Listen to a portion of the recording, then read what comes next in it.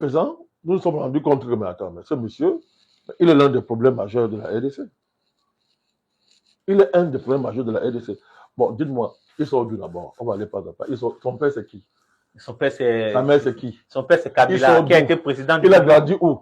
Non, je répète encore. Son père, c'est qui? Vous êtes sûr que c'est Kabila? Hein? Officiellement, nous savons que son père, c'est Kabila. Il a grandi où? Voilà, officiellement. Mais je vous ai dit que tout montre que ce n'est pas vrai. Vous êtes en train de dresser le portrait de Joseph Kabila. On ne sait pas d'où il sort. Il a grandi où? Il sort d'où? Parce qu'il faut qu'on aille loin, tout à fait. Allez-y, monsieur le président. Voilà, parce que d'abord, il faut d'abord savoir ça. C'est important pour comprendre les positions qu'il a aujourd'hui. C'est important même pour revenir même sur la passation du pouvoir, la tenance là, qu'il y a eu en RDC.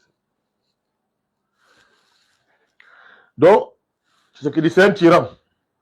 D'accord. Kagame est démocrate. C'est ça. Le M23, tous ces consorts, Kagame sont des démocrates. C'est ce qu'il dit qui tue depuis 30 ans. C'est ce qu'il dit qui a causé 20 millions de morts depuis 30 ans. C'est ce qu'il dit qui a tué près de 8 000 personnes en Goma. Si on pense à ce cas-là. Qui veut des enfants. C'est ce qu'il dit. Mais je ne sais pas si vous pouvez comprendre comment des gens peuvent inverser les faits avec une sérénité apparente. Les scandales que ces partisans répandent sur les réseaux sociaux, le scandale de mercenaires, oui, il y a eu un scandale. Il y a des sérieux problèmes de gouvernance en RDC. Ça, il n'y a pas de balade dessus. C'est ce qu'il dit. Mais, ok, lui là, il est mal placé pour donner des leçons. Il doit mieux que ses thèses, avec sa barbe là. Au lieu de parler pour dire des bêtises comme ça. Dan Gettler, c'est qui? Dis-nous, monsieur le président. Dan Gettler était son homme de mine. Ni Congolais, il était Congolais ni de père, ni de mère, machin. Dan Gettler, c'était un Israélien. Faites des recherches sur lui. Donc, il reproche, lui, à Tshisekedi, ce qu'on lui a passé le temps à faire quand il était au pouvoir.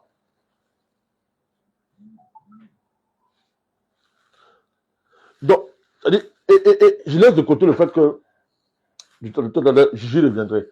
Vous ne pouvez pas reprocher à celui que vous estimez être le problème de la RDC.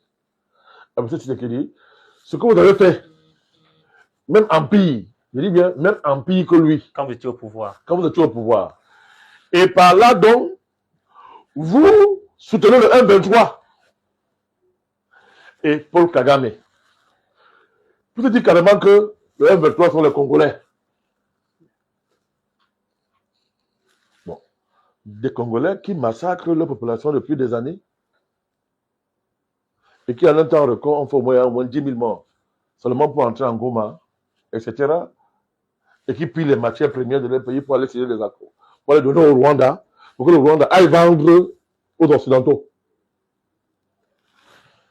Mais c'est grave. Hein? On va prendre ces références. Accord de Sun City. Je vous demande d'aller étudier les accords de Sun City. Vous allez comprendre. Vous allez comprendre pourquoi il dit que c'est un tyran. Et que pour lui, le problème c'est la démocratie. Peut-être parce qu'il veut retourner au pouvoir. Je vous ai dit que quand un Africain vous dit démocratie, méfiez-vous de lui.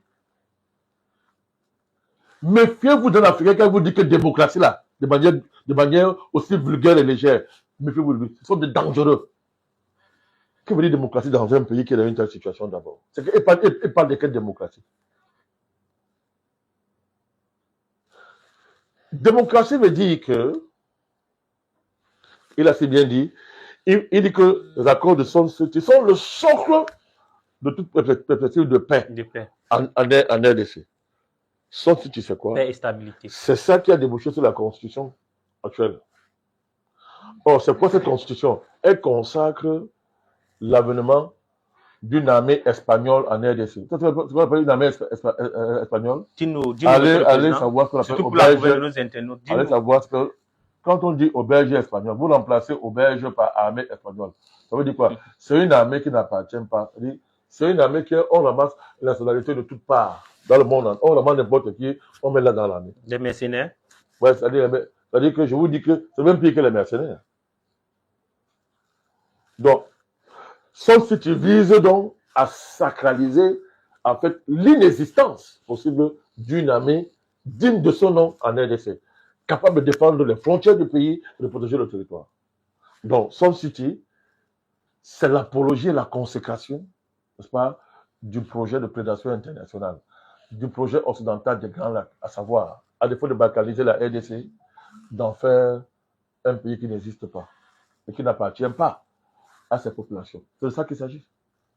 Mais c'est ce qu'Abela appelle démocratie, puisque c'est ce que lui, c'est ce qu'il a pratiqué durant son règne. Vous voyez ça? Vous voyez pourquoi on parle de démocratie? Il ne condamne pas le M23, il ne condamne aucun crime, il ne condamne rien, il ne condamne pas l'agression du Rwanda sur son prétendu pays, il ne condamne rien, il dit simplement que Tshisekedi. Il s'est vraiment figé, il s'est vraiment focalisé sur le président Tshisekedi. Je laisse de côté le fait qu'il est propriétaire des milices lui-même, qu'il finance avec l'argent qu'il a volé quand il est au pouvoir. Mais c'est de ça qu'il s'agit. Allez voir, quand vous allez lire le processus les différents processus, Luanda, Nairobi. Vous allez voir que ce qui distingue les deux processus, c'est que d'un côté, le processus je crois que c'est Nairobi, le processus de Nairobi, c'est l'ensemble des forces des groupes armés, étrangers et locaux. On a identifié près de 266 groupes armés en RDC. Sur le contrôle de qui? Parmi lesquels 252 d'origine locale, 14 de sources étrangères. Et sur le contrôle de qui, Monsieur le Président? Peu importe.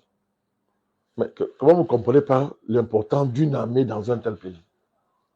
Vous voyez que tout ça, c'est pour qu'il n'y ait jamais d'armée dans ce pays-là, qu'il n'y ait pas d'armée. Et pour renforcer votre... Attendez, non, le processus de Luanda et Nairobi, l'enjeu à la fin, puisque Luanda, c'est le processus qui oppose simplement la RDC et le Rwanda, parlons comme ça. Oui, oui. Luanda. Mais le but à terme, c'est de fusionner les deux processus. C'est ça l'idéal. De les fusionner, cantonner les groupes rebelles. C'est clair. Identifier leurs origines, qui est qui. On sépare les Congolais des autres groupes rebelles. Et à la fin, donc, les groupes rebelles, les groupes là, on aide à ce que chacun rentre dans son pays, on les reste dans leur pays. Vous voyez? Et après, c'est terminé. Cet accord-là devait être signé à Luanda, je crois, le 15 décembre. Qui a boycotté la réunion? Paul Kagame. Parce que là, il était coincé. Et parce qu'il avait été reconnu comme belligérant aussi. Non, c'était fini. Il était coincé, comme dit d'ailleurs le président Tshisekedi. Donc, vous voyez donc que Kabila se permet, alors que le pays traverse une situation aussi grave, il prétend qu'il est congolais. Juste après, j'ai jamais voulu insister sur sa nationalité. Parce qu'il dit que bon, il a quand même été président pendant 18 ans. Je dis que bon, ok, d'accord. Mais sa position par rapport à ce problème, quel que soit ce que Tshisekedi peut lui faire, il répète encore, ce n'est pas la position à avoir dans une pareille circonstance. Et surtout, mobiliser de tels arguments aussi pauvres qui montrent qu'on a fait à un traître et qu'il n'est pas congolais. Voilà la preuve qu'il n'est pas congolais.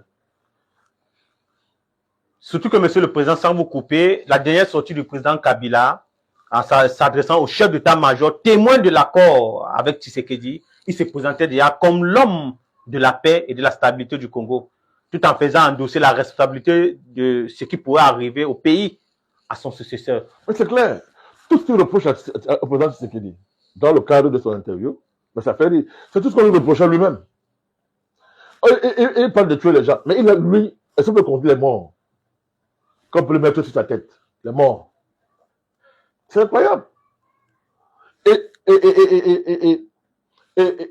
comme il fallait que les arguments qu'il met en avant, n'est-ce pas, éclairent sa position, nous constatons que les arguments ont justement éclairé sa position. Mais ils sont allés même plus loin. On a enlevé le masque sur son visage. On a fait un Rwandais. C'est un Rwandais. Il roule pour le Rwanda. Alors, tant que ces biens ne sont pas garantis, l'intérêt personnel, Rwanda doit disparaître. Moi, ici, ceux qui pensent que ce monsieur, il faut l'arrêter, il faut le mettre aux arrêts et le faire répondre de ses actes. C'est une haute trahison. Une haute trahison Oui, contre c'est une la haute République trahison. démocratique du Congo, Tout monsieur à le fait. Président.